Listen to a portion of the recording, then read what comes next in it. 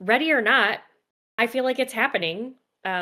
So We're most doing of you it. in the audience, yeah, we're doing it. We're doing it. Most of you in the audience do already know me, but if you don't know me, I'm Diane. I'm one of the engineers for SWAPMEAT. And today we're going to interview Austin Wintory, who is a Grammy award winning composer who did the music composition for our game. Austin, how does it feel to have more Grammys than Nicki Minaj? Uh, Apparently, the same as it did not having more Grammys than Nicki Minaj. All right. It's a bit of a lateral move, I guess, on my part.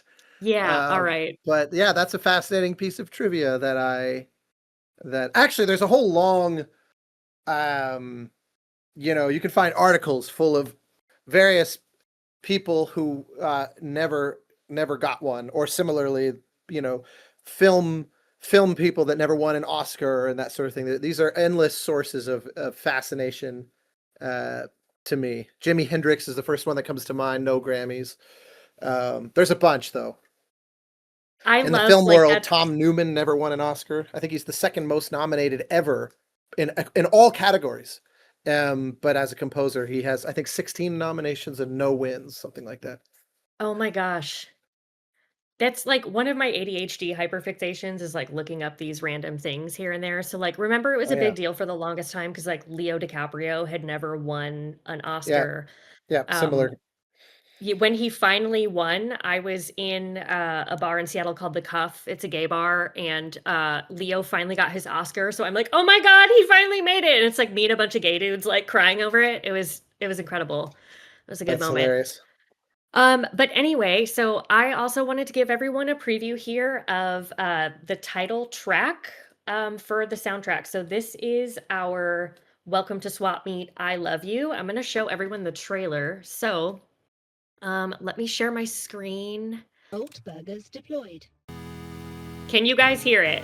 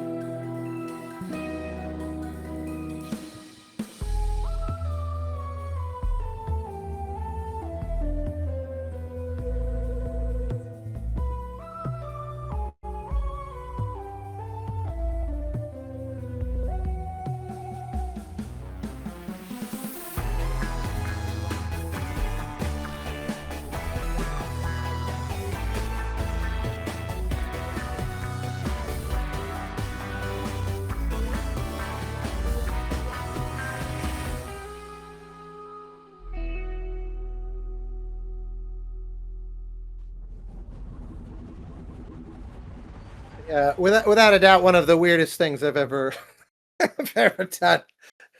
Yeah, so let's get into that. So I how I'm assuming you know Jamie and that's how maybe you were approached to do this, but like how did this approach happen? And when you first saw Swap Meet and where they were like, "Hey, write something for it." Like what were your initial thoughts with this? So, um, I got asked to. You're still sharing your screen. There you go. Oh, Um, yeah. I got brought in the earlier days of the project. Had an audio lead who I had known from another project, and one day he just called me and said, "I know these guys, and I feel like you just get along great with them, and let me connect." And I don't remember what if there was more to the context than that, but generally anybody that sort of knows me or you know, or might have a friend kind of a thing, would in theory have some awareness that I'm always kind of on the hunt for something that lets me do a thing I feel like I've never done. So, you know, if I did a game that you liked, the least exciting thing would be showing up and going, here's a thing just like that. Can you do that again? Because it's hard. You go, well, how do I do it again without literally doing it again? And so I always look instead for these challenges that invite forging off into some unknown wilderness musically.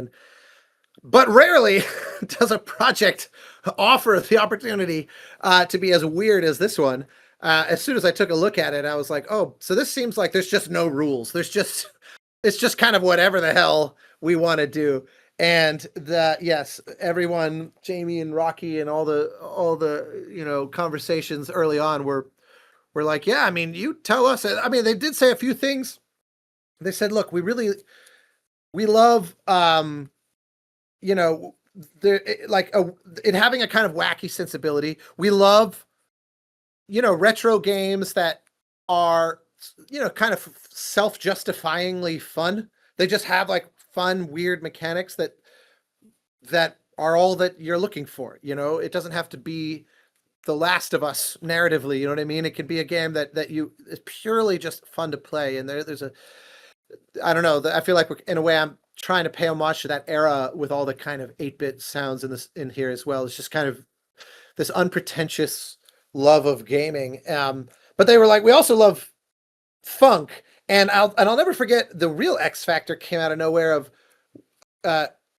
them saying we love that kind of 90s Space Ghost animation sensibility, which was so I hadn't heard about. It was like since I was in high school that anyone had talked about Space Ghost, and I remember going, okay, I'll figure out how to just sort of put all that in a blender and see what comes out. And then as got into it and realized there's a real potential to make an insanely modular score where as you swap body parts, the music accordingly reshuffles itself, and realizing, oh, actually this hyper eclecticism, I need to lean into that as hard as I can, because if it's one of those where every time I change my head while I'm playing the game, if I swap out, you know, it's not a helmet in the change, as you know, it is a complete and total physical transformation. If I want the music to reflect that as jarringly as it is visually, then you can't go from, you know, a violin to a viola. Like, let's say I've got the same melody recorded on each instrument, and I want to crossfade rapidly from one to the other. Like they're streaming in parallel, but you only hear one of them, and then we rapidly go to the other, kind of like two parallel TV channels where you just flip back and forth and you miss whatever you don't hear when you're on one channel versus the other. No one would ever detect that something happened if it was those two things. So instead it was, okay, well, what if it's, you know, a kind of Game Boyified sine wave versus a piccolo versus a tenor saxophone? No one would miss, or like a theremin or something where you just go there. There's just no missing that some seismic change has occurred. But then also going a step further and saying, and actually it should be completely different material, in the same way that when you change channels on a TV, you'll come in on someone mid-sentence on something obviously unrelated to whatever the other channel was, right? So I thought it should have that same level of whiplash, because you're literally reassembling your body. Normally my shenanigans are all about trying to make the transitions as seamless and smooth as possible so the player doesn't notice them. But this is the first time I've ever done one where I said, I want it to be as kind of uncomfortable as possible when you change. And so then what we end up with is there's different melodies going along for different head types. And then there's 3 different, you know, torso bits. It's kind of the meat of the musical strands. And then there's 3 different leg kind of, usually it's some combination of a bass line and simple rhythmic support. And then on top of that, there's also actual rhythmic support coming in. The system is measuring how nearby you are with enemies and if you're actually fighting, so that if you're running away from where all the mayhem is occurring, it will naturally downshift in energy and then get more chaotic when you're in the thick of it. And so what happens is, I might have my cello section of the orchestra playing as part of the kind of torso, and then a tenor sax as the head, and then you switch it out to another head, and a trumpet comes in that's sort of naturally complementary to the cello section. It starts to almost sound like there's an orchestra playing, but then you change your torso, and now it's a guitar doing this swung rhythm, but the trumpet solo stays behind. So I had to write the music so that all these combinations could all work with each other, even though they were,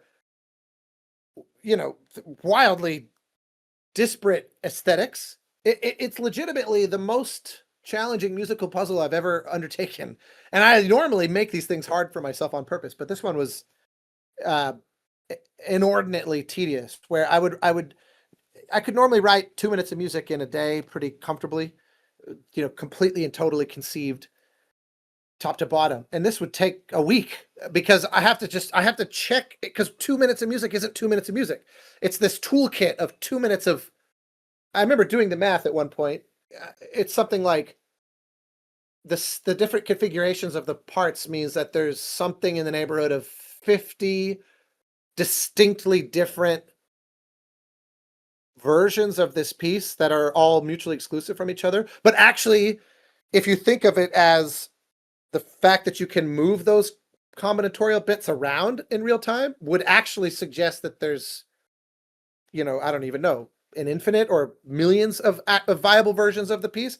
It was more just, if you think of each full length stem as one component part and just arrange those in as many versions of it, it was something like 55 different starting positions. But it's the fact that it moves around so much. I mean, depending on how rapidly you're doing it, it's non-stop. I mean, it never stops moving. It's almost, I see it almost like those red and white striped barber poles, where it's just, this whole thing is kind of, it's like this shepherd's tone of mesmerizing and never stops moving. So anyway, yeah, it's been fun. It thoroughly indulged my very experimental tendencies. I love that, and I feel like most of the team kind of does that too. Like, I started with this company back in March, and my impression is like, oh, cool. Like, people are hanging out and just making something that everybody really likes. It's like there's usually Oh yeah. nothing is entirely off the table, which has been really funny. So they're like, hey, build this thing, but like give it whimsy. And I'm like, all right, you asked for it. Like, Yeah, yeah, this is a very wild project. it's so nice to work with teams that have that kind of team culture and that spirit. I've been lucky. I've worked on projects at every scale, from me and one other guy in their garage making the smallest conceivable indie ourselves, to pretty gargantuan AAA projects like Assassin's Creed and things like that. And I will never not want to. This team is on the smaller side and has that scrappy, just best idea wins. Give it something that excites you. I never got the feedback that you tend to get from suits, where they'll listen to a piece and go, "What's that weird sound?" Or "Can you do that?" Or "Can you change?" And suddenly people show up and start trying to pull at all these threads, because presumably they think, well, we're paying for it, don't we? Isn't that how we justify that we're paying for it? And with folks like this team, it was always just, no, we want to set you loose on our thing, and just trust that we've chosen the right people for the job, so that now that part's done, you just let them add to it, and you see that in art and animation and design, and every aspect of it feels like it's this amalgam and of individual personalities just being brought to bear. And I love that. Projects we have to be a little scrappy and kind of figure out how to make sure it can still sound good, because it's always very important to me that, in a sense, it's always important to me that everything sound AAA. meaning indie should mean creative use of resources. It should not mean cheap, musically speaking, and speaking only for myself. I just refuse to let something out into the world that sounds like if only we had had X amount more dollars, then it could have sounded really good. I go, no, if I only have $10 to spend, I want to spend it really well so that it sounds like $1 million, and then they're shocked to discover it only costs 10. And so you have to, choose these,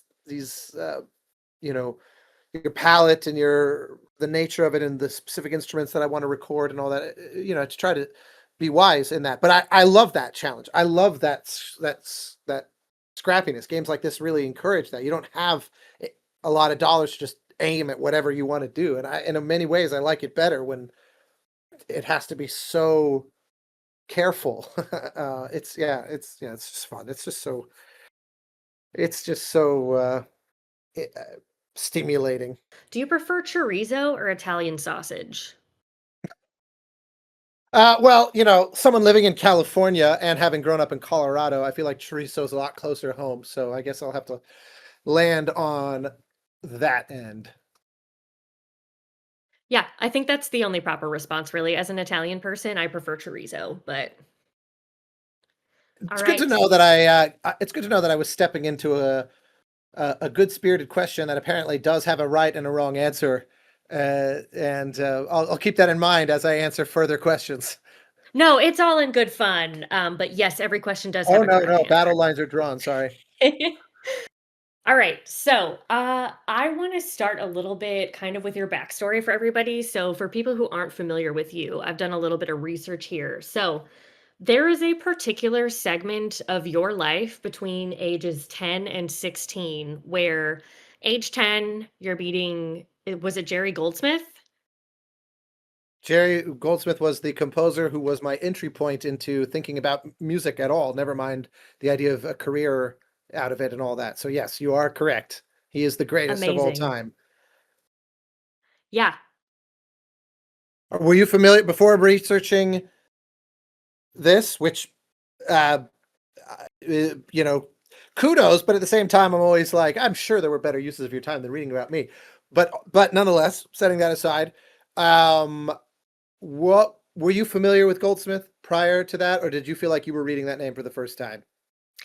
I don't feel like I was reading it for the first time, but I feel like it's something that kind of was like back in the archives, right? So, like, I wanted to look up more information about you and just kind of see what the deal was here. So, what I found was Mm. that, like, at age 10, you met Jerry and then you started learning how to Oh play the no, piano.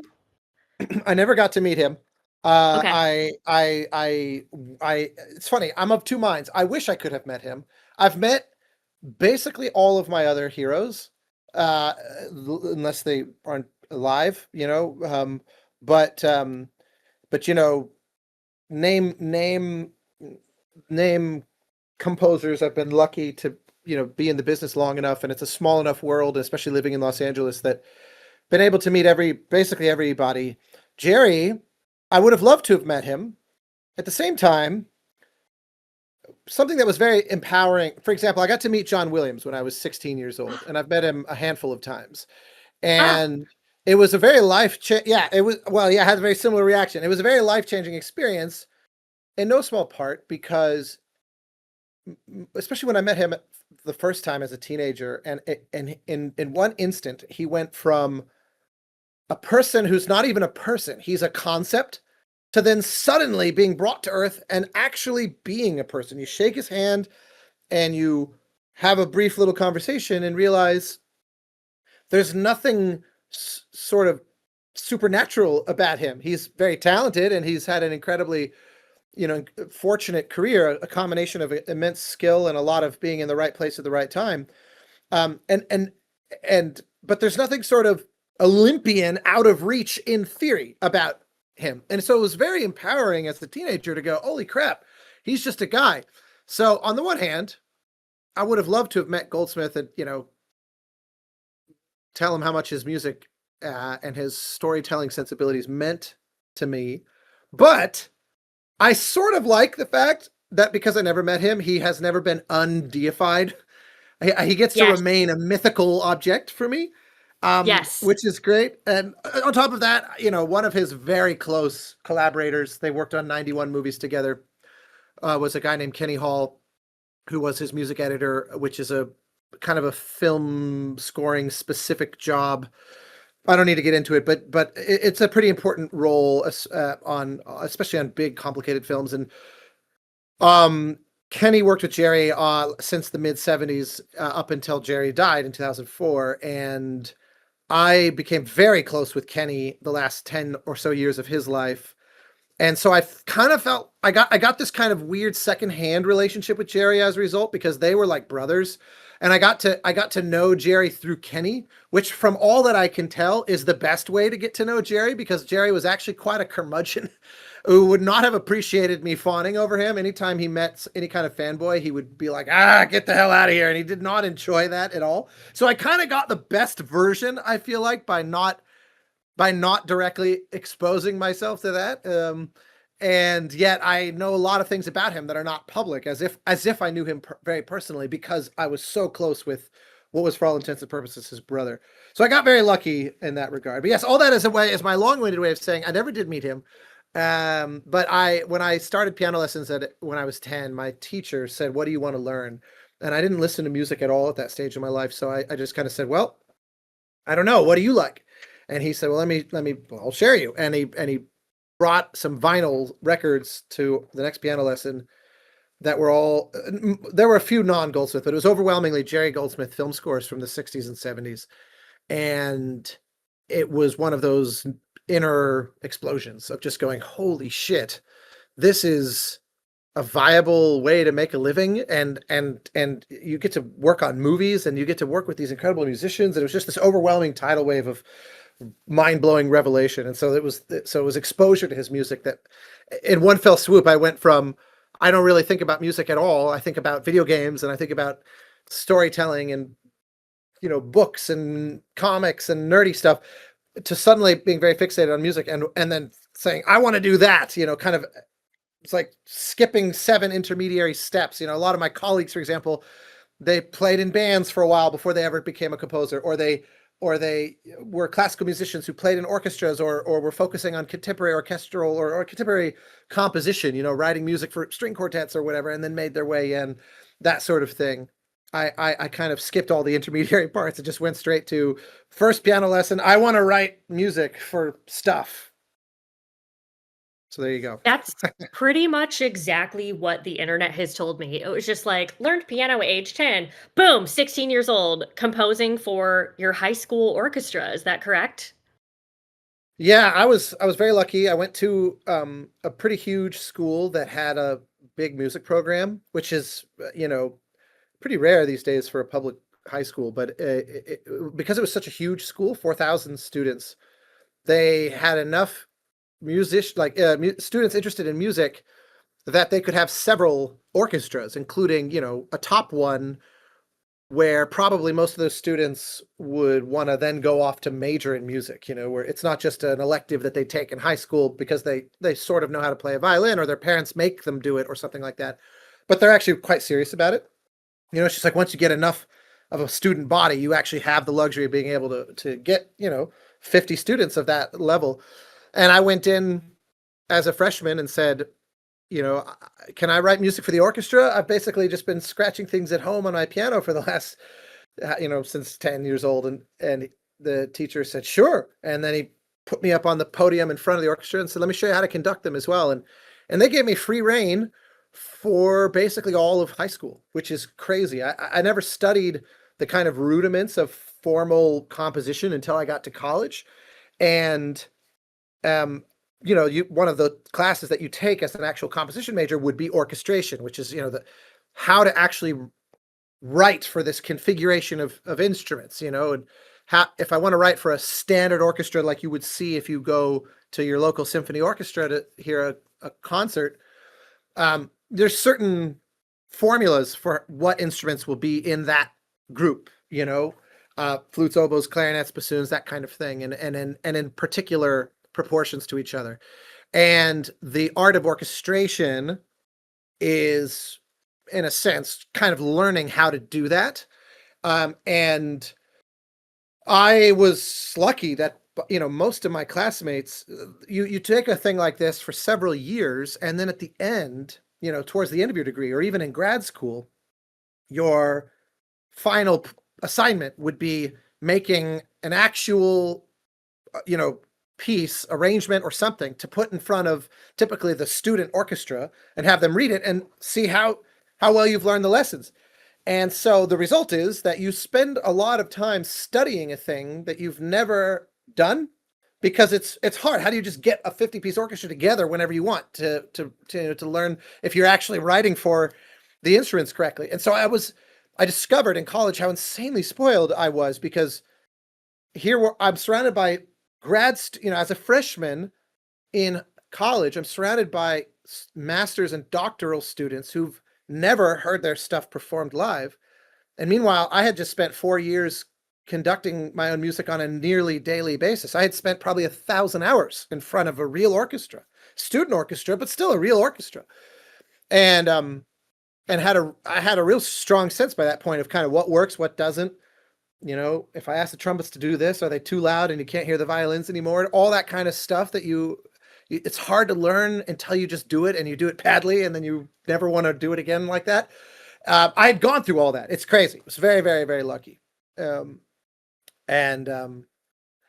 So yes, anyway, yes, the high school orchestra, extremely important, very lucky turn of events in my life. I really I don't have any clue what my life would look like if I had not had that leg up. It's pretty crazy. It is actually really wild. So for anyone in the audience who didn't study music in school, like, I mean, in my public high school specifically, like everybody kind of started band in middle school. We had to pick an Mm. instrument, and then you have to take it in high school for, X amount of credit hours. But like to Where'd you grow have up? I'm from a small town in Indiana called LaPorte. It's outside of Chicago. And what was Um, your instrument in this middle school band turned high school orchestra? so I started playing the flute and ended Nice. up playing the tuba. Ha! Um, Wow, way to encapsulate the absolute diametric ends of the spectrum. yeah, it's because like when Suppose I you could have started done playing the piccolo and then tuba. That might have been the 1 degree further. yeah, I definitely blew my eardrums out at least one time trying to hit that high A on a piccolo, but, yeah, like, I didn't really like the flute that much. I was like, "Well, this is kinda fine," but then, freshman year, they were of high school, there were people that were switching instruments, and I went up to my band director and I was like, "Hey, I'm interested in playing something else," and he's like, "Cool," and he opens the drawer and hands me this giant mouthpiece, and he's like, "You're gonna play the trombone," and I was like, "Oh." So we went from a lot of buttons to, like, no buttons. 0 Eh buttons, no buttons. a lot of arm length needed. And, like, I had to hit 7th position by, like, putting my slide in between my toes and, like, playing with Yeah. my feet because I was not physically like, my arms weren't long enough, and then I got, like, a trombone with the trigger, and from there, I was like, "I'm gonna play the tuba," so we've kinda done that, but That's so it's funny. like, reading about that gap in your life was so insane because it was like learning piano, composing for high school, and, like, that's, like, borderline unheard of, really, like, that is really wild, and so I wanna make sure the audience knows that that's literally crazy. Honestly, I don't know. I have no notion of how unheard of that is. I was the only one of my uh, you know, class circle of friends, etc., that was trying to do that. But I also, as I got out into the world in college and just into adulthood after that, I found that my even those with really impressive, musical training and upbringing, um, didn't usually have that level of encouragement from their teacher. So it's one of those where you go, it might not be so unheard of if more teachers were wired a little differently and a little more open to being kind of student led. I think there's this a lot of mythology in music pedagogy around, this is how we do it, and I'm going to drill you and I'm going to turn you into this Navy SEAL of a musician, but you have to do it my way. And we look up to some of these icons of music education. By far the most iconic is a woman who had taught in Paris named Nadia Boulanger, who was famously just the most ruthless teacher, but her students is the who's who of significant musicians of the 20th century. I mean, literally everyone from, you know, people like,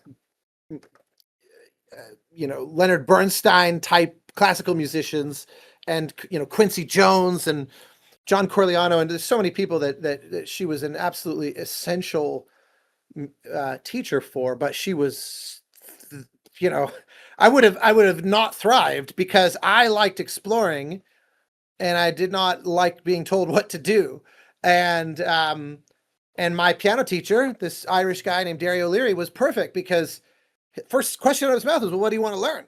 Because he was a working pianist who played parties and weddings and bar mitzvahs, and would, you walk up to him and he'd be playing some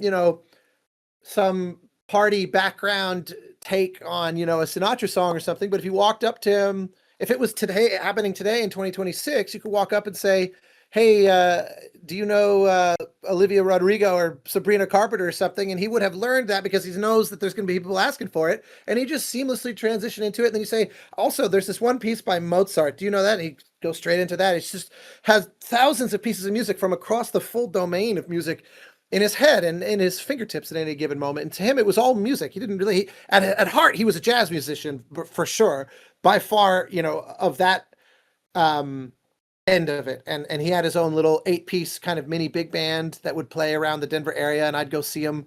And I'd even sit in with them occasionally. And when they'd play like a restaurant, like a jazz club kind of thing. And he came very much from that world, but he could do anything. And so it was the perfect teacher for me, because I would say, ooh, what is this? What is that? What is this? And he was also, he was a composer in his own right. Some of the earliest music that I learned to play was music he wrote. And so anyway, yeah,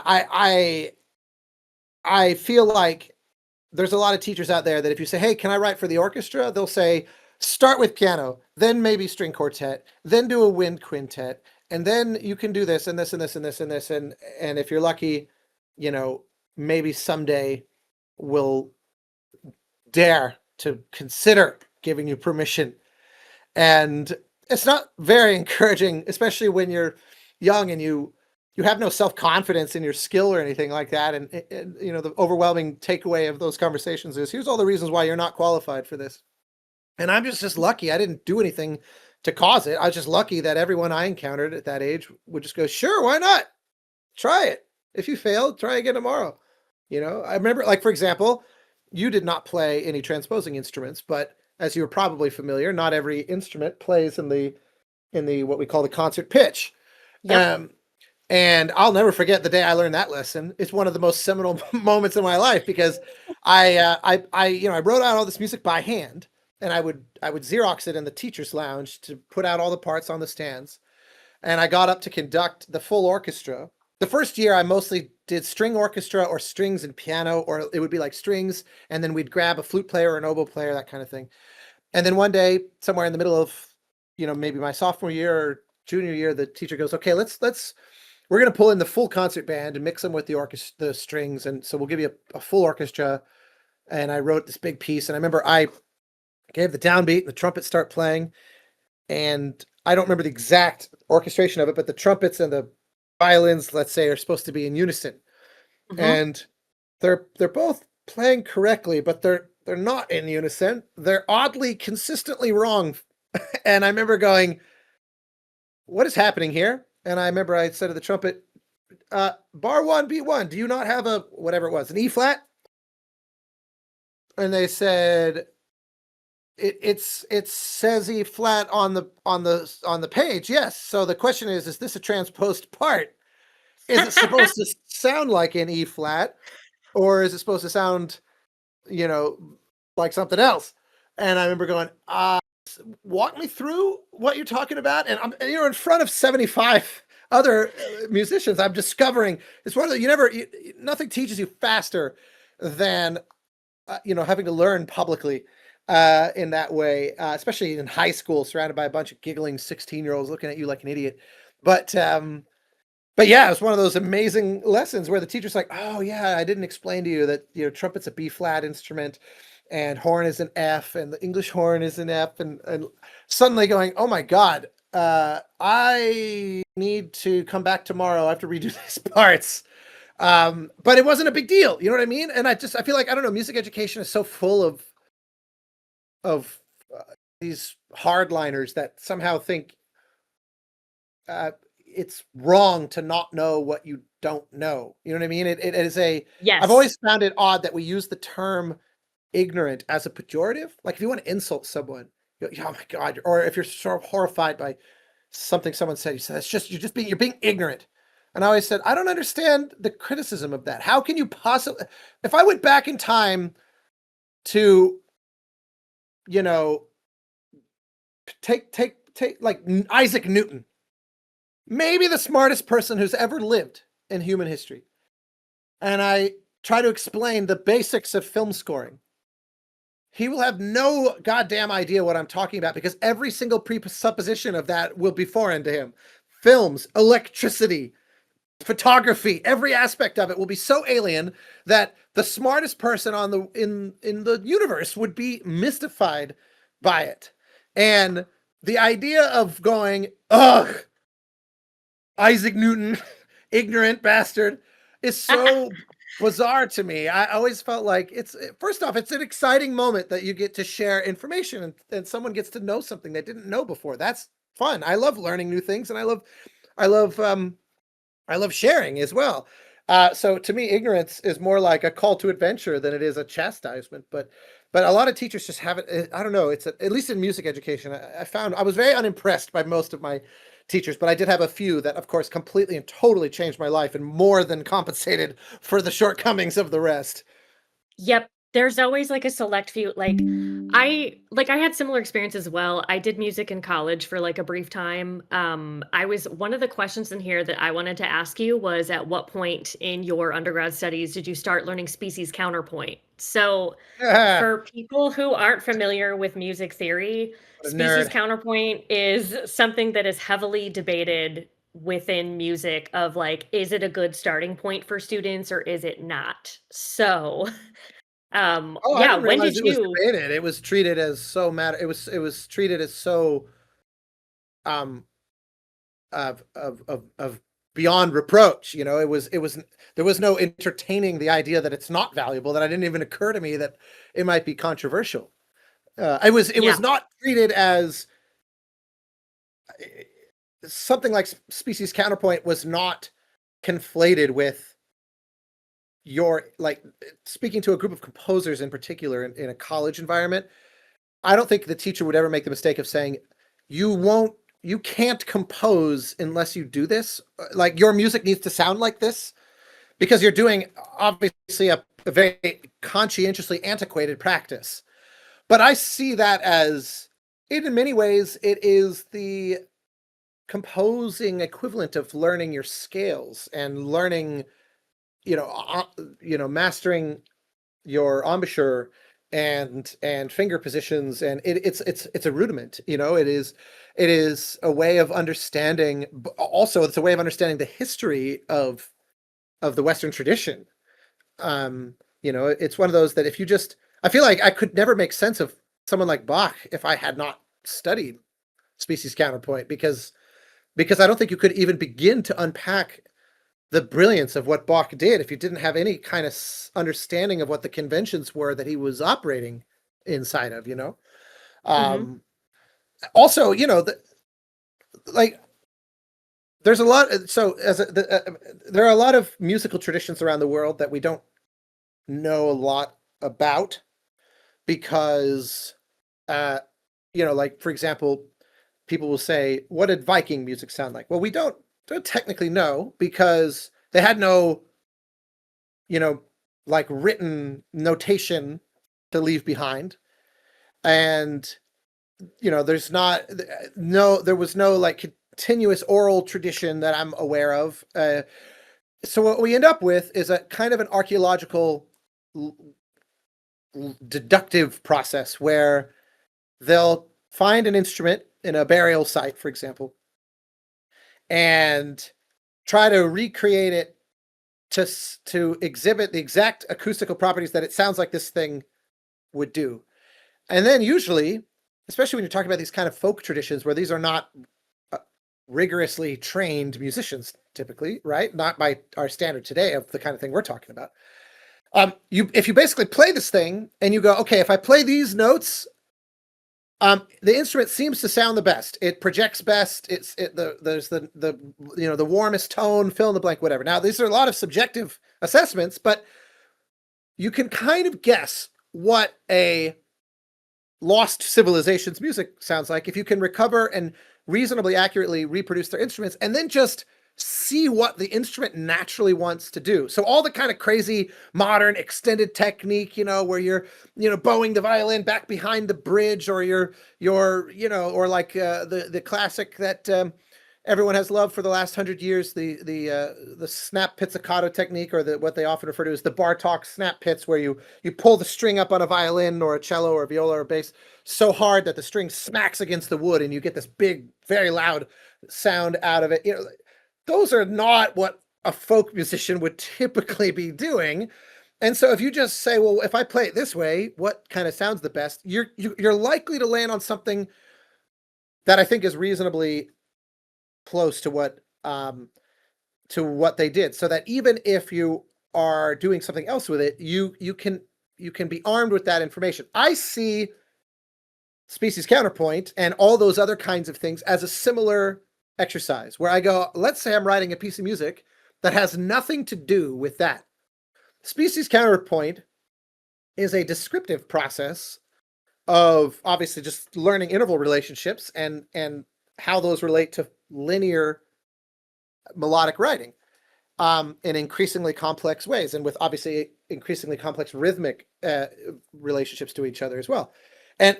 But part of the underlying lesson is, well, part of the wrong lesson is people see it as a rule set. It's not. It's a description of, I mean, J.J. Fuchs's book is obviously treating it like rules, but the idea is that it's a codification of practices that people were engaged in for a long time. Well, part of the reason why people did this is because it sounded best. It is the same thing as the Viking archaeology, where you go, if you have a church choir singing in a perfectly tuned open fifth from each other, it's going to sound a very specific way. And if they're moving in parallel thirds before branching out and coming back, there's certain things that take on acoustic qualities where you go, the reason this became so popular to the point of becoming codified, that subsequent generations and people like J.J. Fuchs are then going to write out as if they're rules, is because there's a sonorous quality to the thing. So I always thought a good teacher will approach it like that and go, we're arming you with as many different ways we can to just try to make it sound as good as it can. I'll give you an example. I remember a composer whose music I fell in love with in those early days when I was somewhere between age 10 and 15 was a French film composer named Georges Delerue. He won an Oscar in 1978. And he did a bazillion movies. He worked, one of the most famous French directors of all time was a director named Francois Truffaut, and he scored all of his movies. So they were kind of the French Spielberg, John Williams in many ways, although Truffaut's movies were not of the acclaim as Spielberg's, of course, but Truffaut is a mandatory director for directing students to learn about. Very important. And so Delerue did his scores and a bunch of others, and a bunch of, in the 80s and 90s movies that people would know, like the Bette Midler movie Beaches and things like that. But in any case, I remember I was listening to a particular score of his, which was a movie called Black Robe. It's kind of a biblical movie, and it has this, in that vein of what we're talking about, it has this very kind of madrigal-esque writing but for strings, and it just sounds so huge and lush. And I remember taking that CD into my music theory teacher in high school and going, how did he make the strings sound like this? Because it's almost like a pipe organ. They're so huge sounding that I just couldn't wrap my brain around, this is so different than the way a Beethoven string section sounds versus a John Williams string section, or what is going on here? And I remember, I'll never forget, the teacher said, oh, it all comes down to the voicing. It's very much exactly how it's arranged vertically from one note to the next, which is the essence of what that stuff is. And I remember just going, oh, wow. So it's I think if you have a very basic, if you sit down at the piano as a kid and you just think, okay, I play a melody in my right hand and I just play little chords in my left hand. But before you even start thinking about the idea of, well, how am I voicing the chord in my left hand? Because that starts to unpack exactly this topic. But if it's just something really simple like that, you're missing 99% of the tools at your disposal, you know? So anyway, I could go on about this stuff forever. I do love a nerdy deep dive into these topics. I thought you might appreciate that one. Yeah, I've literally, I can tell you that this is the first time I have ever, in the context of a conversation that is theoretically about video game music, I have never once had someone bring up Species Counterpoint, and particularly somebody who isn't like a fellow professional composer. That's quite a novel. So you studied in college, you said you briefly did music, but what does that mean? No more tuba for you, or were you something else? So I like ended up switching my major like 4 times or something. Like music was a really big part of my life in high school because I did have those teachers that would encourage us Mm. to like explore and try new things and like here's how to get better at the things that you like. So when I was in college, like I was really active in jazz band and like our wind ensemble and that kind of thing. And at one point I was like, I just want to Playing switch over to tuba? be a music major. Yeah, I did tuba Not a lot of for tuba jazz band. That's exciting. oh, bass trombone for that one. Okay, yes, there you Yeah. go. I I liked being really versatile. I think at one point for a concert, I don't remember if this was high school or college, but I had like a big cart that I had to like push all my stuff on. I think this was in college. It had to be like across campus because for one concert, I was playing tuba and trombone and flute or like at some point What in a there schizophrenic. I learned how to play tenor saxophone as well. So, Wow. when I was in high school, my dad's friend Steve, I guess Steve's dad passed away, but had this like old tenor saxophone in this alligator skin case. And my dad gave it to me because I guess Steve had like given it to us or whatever. So my dad gave it to me. And when I opened up this ugly alligator skin case, there was a handwritten receipt in it from when it had last been repaired in March of 1991. And I was Mm. born in April of 1992. Um, Oh, but I youngin. learned yeah, I learned how to, like, play this tenor saxophone, for high school jazz band auditions, and my teacher made me first chair in the advanced jazz band, and so I went into his office, like, after he posted the results, and I'm like, "Hey, what are you doing?" And he's like, "No, you just came in there and went for it." So, I was like, "All right, like, you're sure this is a good idea?" So, like, I just had I love it. people You that would basically were the living embodiment of the Groucho Marx quote, "I would never join a club that would have me as a member." yeah, and, like, I was like, "What are you doing?" Because I had a solo at our very first concert, and I was like, "I don't even play this instrument." And he's like, "Nah, you're gonna be fine. Don't even worry about it." So, yeah, like, having encouraging teachers early on, like, inspired me to stick with it in college. So when I wanted to, like, switch over to be a music major, it ended up being, like, way more than I could handle because the expectation is, like, you're practicing, like, 8 hours a day.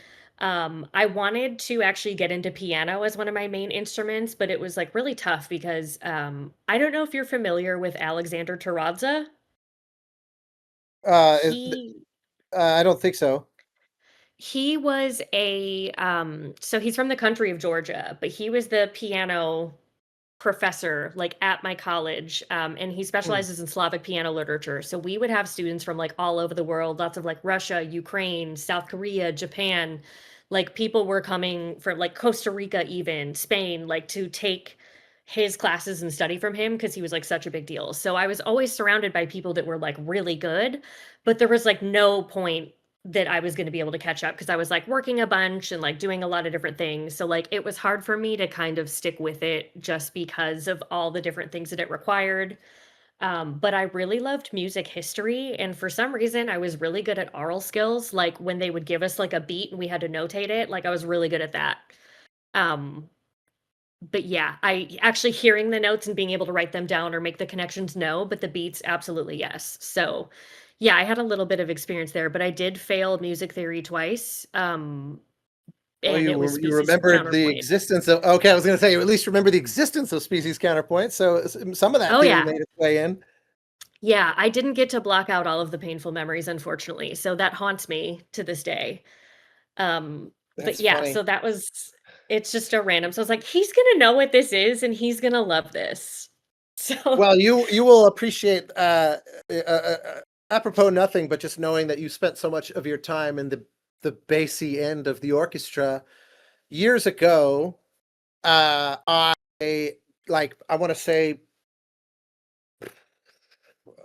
16, 17 years ago, pretty early in my career, I had one of my first opportunities to pitch on a pretty big movie, a big Lionsgate movie. And I remember my agent at the time said, I want to send the director some of your music, and this is for a big, brawny, you know, like machismo kind of like Conan the Barbarian sort of vibe. So send me your best stuff like that, and I'll talk to the director for you. And I felt unsatisfied with what I had to offer, and I had just done another movie that had paid me better than I was used to, so I had a little bit more in my bank account. I was used to living fairly Spartan in those days, where sort of one job gets you basically through that job, and then there's sort of no runway left. And I, but I had a little extra, so I put together I wrote a bunch of music as a on spec, just custom pitch for this project. And I thought I need to go as macho as I possibly can. So I put together a session here in LA at the Warner Brothers scoring stage for seven part counterpoint, uh, four horns, and then another four horns, so eight horns, uh, 12 tenor trombones, so three sections of four. So like instead of violin 1, 2, 3, it was trombone 1, 2, and 3 with four players per part, and then another four bass trombones, and then another four chimbasso, and that was it. That was the orchestra, and I jokingly called it the Boneyard Symphony. And yes. my the orchestra contractor, I don't know if it's visible here. The orchestra contractor brought like one of those rawhide dog bones to the session, and every one of the musicians signed it. I think you can sort of see it on my shelf. If I zoom in, There we go, zoom in. you can see a bone. So you see that like there's a dog bone at sitting on top of the bookcase. If I can aim this thing, it's backwards, so I keep doing it wrong. Um, you see on top of that bookcase, there's like a metronome. Yes. You can it's sitting right in front of it. You can kind of see Yeah, there it is, I see uh, it. a white bone covered in signatures from every low brass. In fact, I remember a couple players had to come up from San Diego for that because they were like, we literally don't have that many. It was effectively 28 trombone. There's 20 trombone players and eight horns, 28-piece brass ensemble, no trumpets. Anyway, That's how it should be, in my I was gonna opinion. say, I I might be a figured little bit biased. knowing my audience is the only reason why I even tell that story. It had nothing to do with anything. Yeah, big fan, and one of the things that you were asked as well is, like, do you have a specific section of the orchestra that you really love writing for? So this is, like, aside from your work on the melody, I feel like it's pretty intuitive that a lot of people find a good melody and then kinda run with it. Like, is there a section that you love writing for?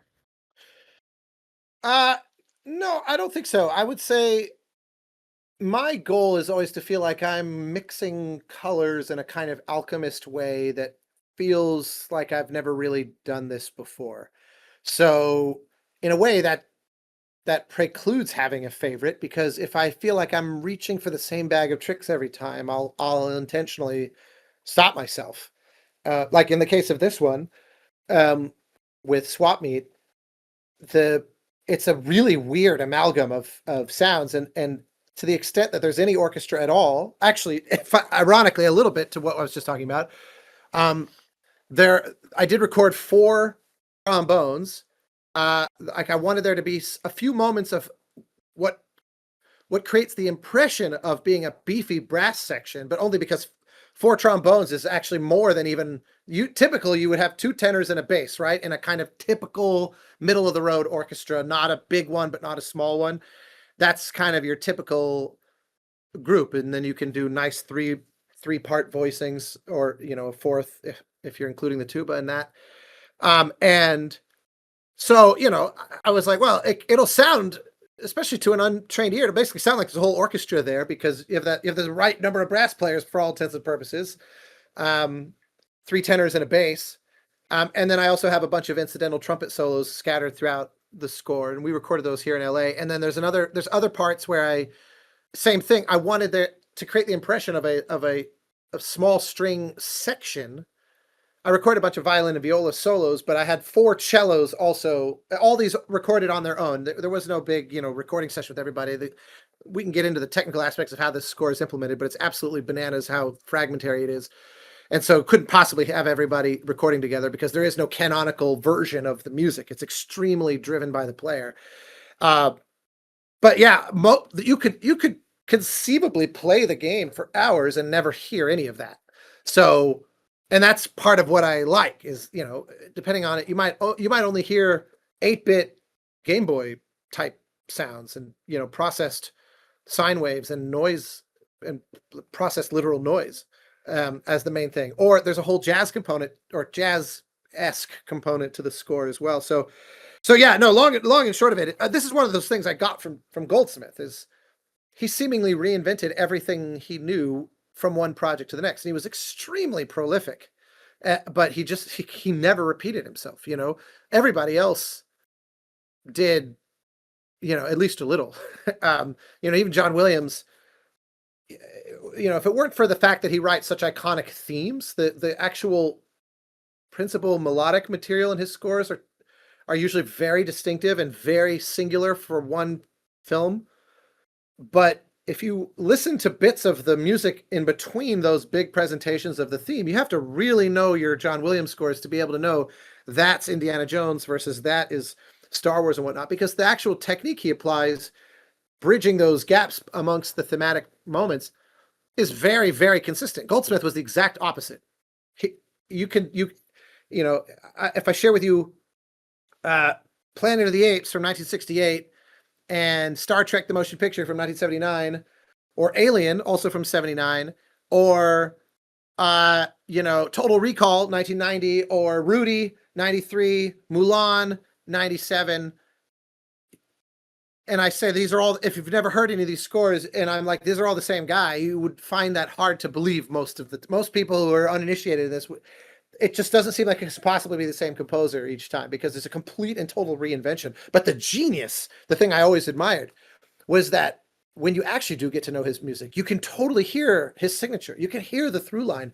It wasn't just eclecticism on the superficial level with nothing to say as an artist. He really could be himself while wildly reinventing the kind of outward presentation. And that became that was the standard. That was the bar I was trying to hit. How can it's like speaking fluently 50 different languages where you go, yeah, what sounds beautiful and poetic in Spanish spoken at the highest level is going to be very different. It's not just one-to-one translations of the words. It's different concepts that will lend themselves differently in one language or another. Something that sounds beautiful in French versus Spanish versus English versus German versus Japanese versus whatever. It's not just aesthetically different. They have different words that express things so unique to that language that if you lean into that, you can say things that could only exist in that language. Goldsmith was doing that musically. And I was like, that's what I want to learn to do. So that, as a result, look, who doesn't? The closest answer I have to have a favorite is that I end up falling in love with certain musicians and I just love working with them and I love what they do. So I end up featuring them a lot. It's less about the instrument though than is the person. Like there's a cellist I work with named Tina Guo. I was going to ask you about her. I love Tina Guo. I'm so sorry. She's amazing. I love Tina. Oh my God. She's a rock star. I love star. her. So I end up featuring cello a lot because I just love Tina. And, similarly, there's a wind player in Florida named Kristen who I work with she's an absolutely world-class oboe and English horn player. Legitimately, she could go toe-to-toe. I mean, she's played, like I did a recording session with the London Symphony a few years ago, and she sat in with them and held their own with, and I mean, I don't know what orchestra on earth would be above the London Symphony.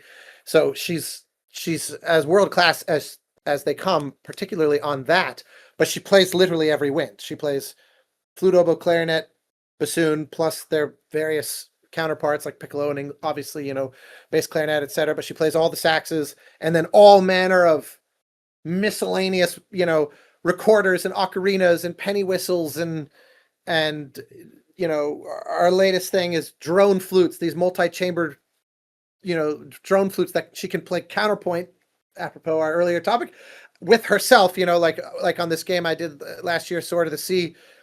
We had one custom made for that project, this by a Native American flute maker in Canada who made this giant, like 5-foot long Incan inspired triple chamber flute where the middle chamber drones and the outer two she controls separately from each other. It's almost like a bagpipe in a way, except that it sounds closer to almost like a bamboo flute or something like that. A very kind of earthy sound and very amazing. And so she plays, if you count up all those instruments that she plays, it's in the, I don't even know, close to 300 instruments, I think. She's got it all listed on her website.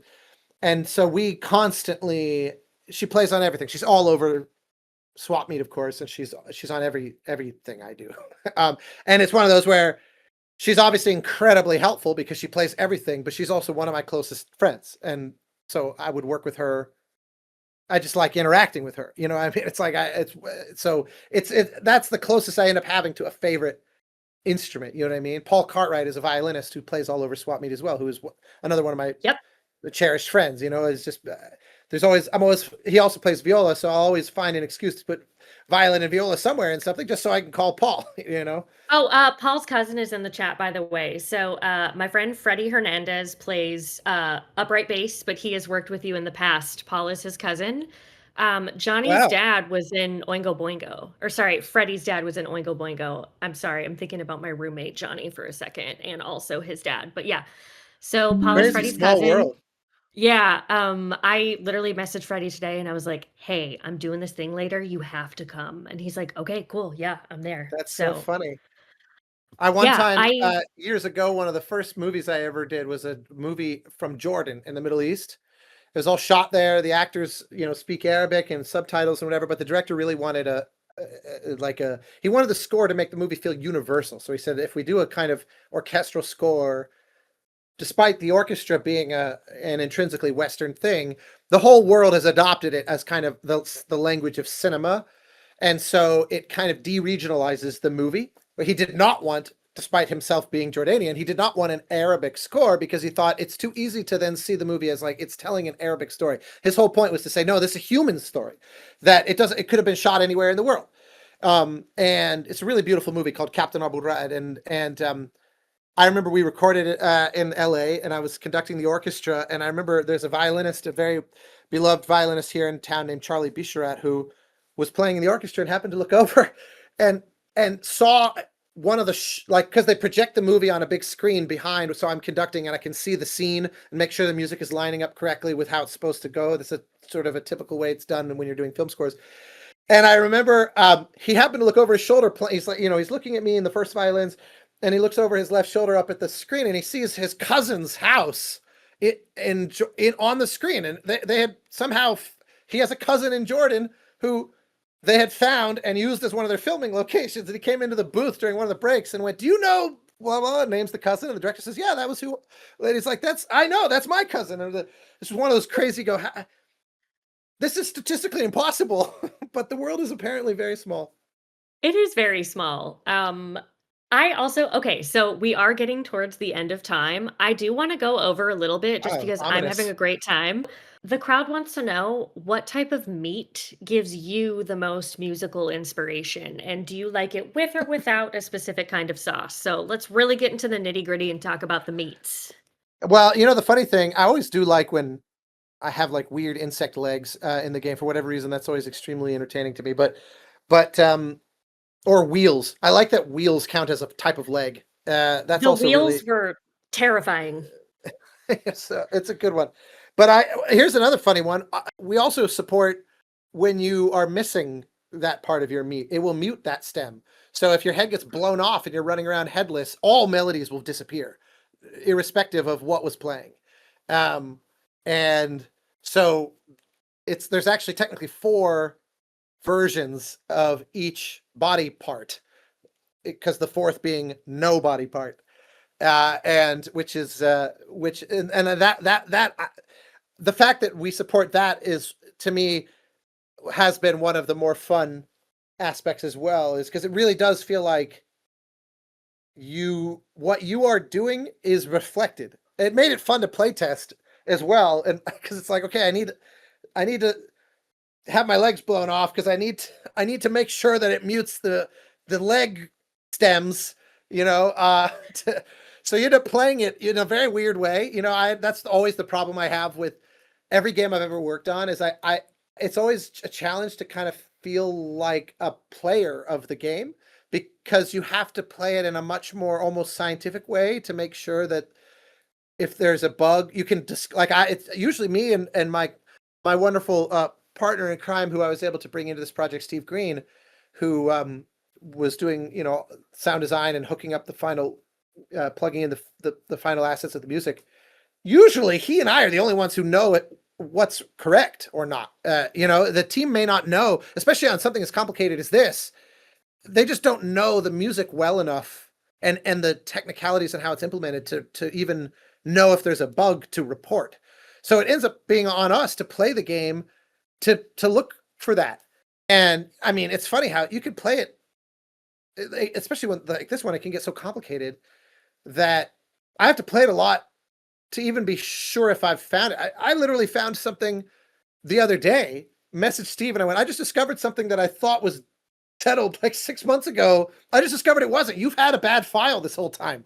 And he opens it up. I'll be damned, you're right. And neither of us had caught it, because it's just, and because no one else would. There's no one else would have any chance of knowing what was there. I mean, it's in the minutia, obviously. It's in the nitty gritty, but yeah, anyway, that I don't know if that in any way answers your question. I haven't played it in a couple months now, but we played the crap out of it leading up, especially to the early access launch, and shortly thereafter, just to make sure the music was working. But the point I was making is, it becomes very difficult to just sort of play the game and have fun. I can't not immediately then start listening to make sure everything is working the way it's supposed to, and kind of intentionally, like I said, run around and just wait till my head gets blown off and make sure, and then change heads constantly and make sure that the kind of algorithm behind how the logic works is all correct. And then you do that for a couple hours and go, okay, well, I guess time to make a coffee or whatnot. And at no point did I just sort of play the game.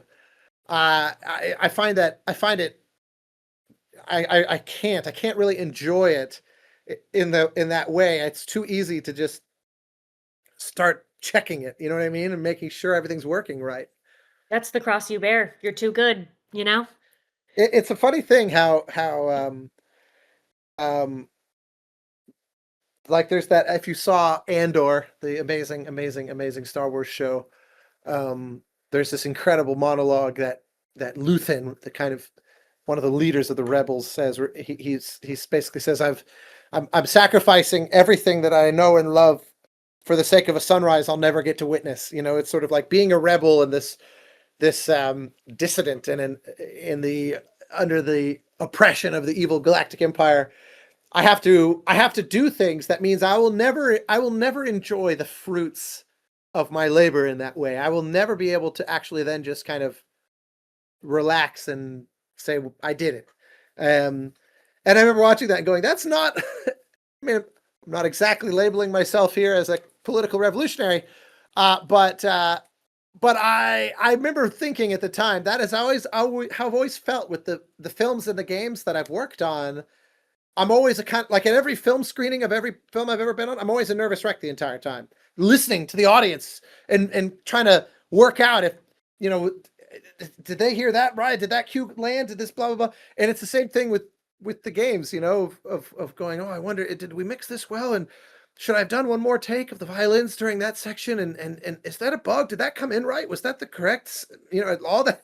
It's impossible to disengage that. And so you go, well, we're making it for, we're making it for someone else. And I just hope that all of this is in service of them, then therefore being able to actually get something out of it. I think the finer pieces that you've talked about behind this too, where it's like, hey, when you swap a body part, music changes. Like those tiny little details are like, this game is already amazing, but it's the level of thought that goes into it that's going to make this game so awesome. So I love that, I and hope I love so. the work that you've done on this. I don't want to take up too much of everybody's time because I could literally yap for hours, but Me do too. you have any famous last words that you want to say to the Oh my, audience? famous last words. I no, like you said, I just hope I hope people dig it. You know, one of the things that I love about a project like this, that this one exemplifies that indie spirit so beautifully, is uh, talented people work really, really hard to put something like this together. You know, and I feel lucky to be in a group like that and to throw, you know, my my contribution into that mix. You know, I'm a very small part of it compared with, you know, the code base to make a thing like this actually work, and the crazy weird animation and all the crazy art assets needed, and you know, it's an endless list of things. I'm not even all the music in it as well. There's like a whole other musical parallel reality as well with all these awesome songs. Um, and so yeah, to me, I'm just always grateful to be kind of one brick in the wall that helps it be. It's always funny because it's a little outsized. I mean, the number of musicians that recorded on the score is probably the entire team over again or more, because you know, we I mean, it's just the orchestral musicians already were, even though it was just a tiny number that were recorded, you know, there's 10 people just for that part of it, and then you add in all the jazz folks and, you know, the guitarist, and we, you know, I have a guy that has all these analog synthesizers who I always involve, and he ends up playing things on it on all his cool old gear. And so it's always one of those funny things that this little sliver of the game ends up being a kind of a door to a whole other production team that's the same size as the actual team, which is fun. But but yeah, no, famous last words. No, I don't know. Like I said, I just hope people like it. I hope that it makes them smile for how bizarre it is. You know, one of the things that I love about this, my wife is a gamer, but the kind of games that she tends to like the most are games like this, because she's from Costa Rica, and games that can be social experiences with her friends, you know, a few thousand miles away, who she doesn't see very often, tend to be the ones that she plays the most. You know, like Elden Ring was a good one for that, because just it's like a chance to hang out with your friends. Um, and it's funny because I love working on games that I know offer that to people, because I think it's really meaningful. But it's also always funny because I go, they probably won't notice the music if they're talking to their friends while they play. Um, and I'm okay with that though. You know, the thing here would be the thing I hope if someone notices, if the way to notice the insanity of our interactive system, that would be fun. I don't expect anyone to actually clock this, because this requires a level of obsession that I don't like. We should be so lucky for someone to become this obsessed. But because the music is so interactive, and because there's no what I would call the canonical version of the music. Like I said, you might be hearing a trumpet solo or a flute solo, then suddenly a saxophone solo, then suddenly kind of weird theremins and synthesizers, and all of those are equally valid. There's no correct one. And therefore, when going to make a soundtrack album, it becomes this question of, well, how the hell do you make an album out of something that there's no actual defining version? And different games, this is a problem I have on every game. One A few years ago, there was a game called Ape Out that had also a very granular score, so much so that, because it basically was all drums, like a drummer. And so in order to, and they made it where it's like this, just millions of little bits that are capable of concatenating together to form what sounds almost like an improvised drum solo.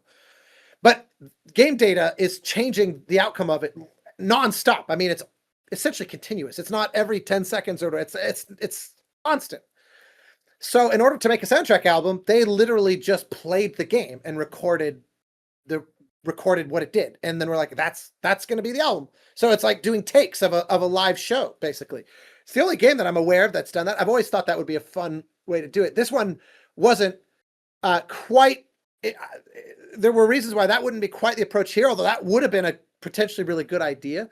But I thought I could curate it a little bit more conscientiously and try to be a little bit smart and strategic about it. But anyway, the thing that someone would know, if someone played this game a lot and then they went and listened to the soundtrack album, if they become a level of obsession that is always fun when it happens, they would notice that what they heard in the game isn't the same as the album, and that they couldn't. It's actually not possible, I think, for them to exactly recreate what's on the album in the game, in order to make it the best possible album. And taking those ingredients and kind of shuffling them around and doing things. There's a few places. Speaking of counterpoint, as our perfect way to bring it home. There were a couple places, I wrote parts to be mutually exclusive of each other. But I guess because at the end of the day, I'm a counterpoint nerd and it's in my blood one way or the other, there were a couple places where I discovered that parts that were not supposed to go together actually sound rather interesting together. So there are moments on the soundtrack album that are not possible in the game because it would require you to have two heads at the same time or two bodies at the same time. There's a few places where I made some combinations that you cannot reproduce with the way we've set it up, but it sounded better. And I thought the album is where you do that stuff. The album that then it becomes fixed in time is where you kind of make some of those little changes. And I've done that on almost every soundtrack I've ever done. I create things that are technically a fiction, but they should reflect the memory of what it felt like to play the game more than the literal reality of it.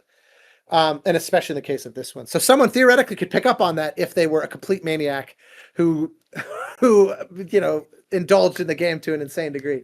But I would not expect that. That would be a luxury that I'll just be happy if someone enjoys it. I don't care if they have no memory of the music whatsoever, but they love the game. I'm still happy. I still like knowing that information though, that makes me so much more excited to so for everybody in the audience, our game is releasing on Wednesday, and then the soundtrack will also be available on Spotify that day. Is that correct? Yeah, hopefully. It'll be on Bandcamp for sure that day, and then Okay. Spotify, iTunes, literally it's I don't know, there's 50 stores or something. Those are the big ones, obviously. YouTube, Apple, et cetera, et cetera. Yeah, should be everywhere. Immediately. Knowing the combinations and everything that you've put into this makes me 10 times more excited about the soundtrack because this whole thing is mind-blowing to me. Yeah, It's you've done been incredible fun. work. Well, that's very kind to say. Like I said, I'm just a nerd. I feel like that's He's been just the thoroughly guy. demonstrated here today. and it's one of those projects that really indulged all my most wacky excesses, and I'm grateful for that.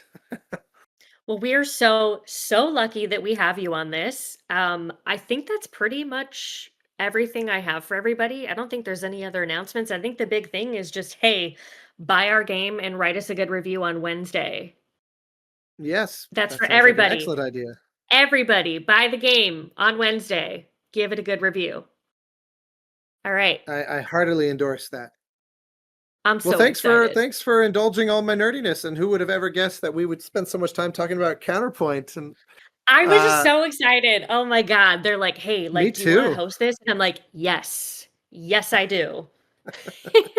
Well, But how lucky. anyways. Well, thank you guys so much for joining in the audience. Thank you, Austin, for doing this with us. I know we did record this session a couple of different ways, so we are going to have a link to this up, I think, in Discord, and I think we're posting the link on Reddit too. So for those of Yay. in the audience who want to relive this experience again, show your family, show your friends, listen to us talk about Counterpoint. It is going Rent to be a movie available. theater and Rent put it a up on the movie big screen. theater. It'll be fine. It's only like $100. You can do that nowadays. And it was a But feature-length conversation, so yeah, no, know. this was about the length of like a nice Disney movie, I think. And this was the best Disney movie I've ever seen. So wow, you clearly need to see more Disney movies. Start with Ratatouille. Oh my God, so good. So good. But The best. anyways, I'm gonna sign off. I will see you all later. Austin, it was lovely to meet you. Likewise. Have an amazing day. You too. Bye. Bye.